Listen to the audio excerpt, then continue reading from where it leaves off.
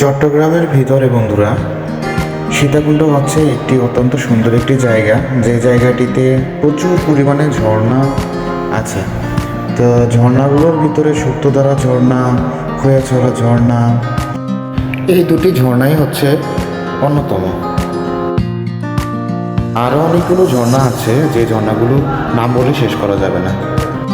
ভিতরে আমাদের পাহাড় পর্বতও আছে। তো কথা হচ্ছে যে চট্টগ্রামের ভিতরে যদি আপনার সীতাকুণ্ড আসেন, তো আপনার পুরো চট্টগ্রামটাই দেখা হয়ে যায় বা পুরো বাংলাদেশটাই দেখা হয়ে যায়। তো যেখানে আসলে আপনারা ঝর্ণা পাবেন, যেখানে আসলে আপনারা পাহাড় দেখতে পাবেন, যেখানে আসলে আপনারা সাগরও দেখতে পাবেন। তো আবার যেখানে আসলে আপনারা লেকও দেখতে পাবেন। তো এখানে আমরা যে ঝর্ণাটি দেখতে পাচ্ছি, সেই ঝর্ণাটি হচ্ছে একটি সুক্তধারা ঝর্ণা। তো এই সুক্তধারা ঝর্ণাটা মানে এতই বড়, তো অনেক দূর দূরান্ত থেকে এখানে মানুষ দেখতে আসেন। তো এখানে দেখার মতো, যেমন দেখতে এমন সুন্দর তেমন ভয়ানক পর্যন্ত। তো এখানে যে পানিগুলো অনেক গভীরতম, এখানে আবার ঠান্ডা থাকে প্রচণ্ড, আবার পাথরগুলোর জন্য আপনারা স্লিপ কেটে পড়ে যেতে পারেন। তো এখানে আসলে অবশ্যই সাবধানতা অবলম্বন করবেন। তো এটাই আমার পক্ষ থেকে আপনাদের অনুরোধ।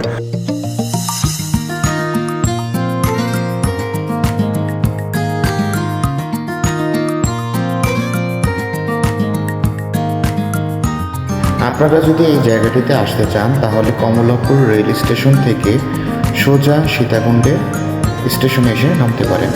অন্যথায় আপনারা আরেকটি ব্যবস্থাও করতে পারেন।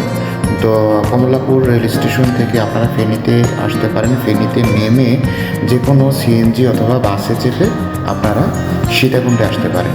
অন্যথায় আপনারা কমলাপুর রেল স্টেশন থেকে আপনারা সোজা আমরা চট্টগ্রামে চলে যাবেন। চট্টগ্রাম থেকে যে কোনো বাস বা সিএনজির মাধ্যমে আপনারা সীতাকুণ্ডে চলে আসতে পারেন।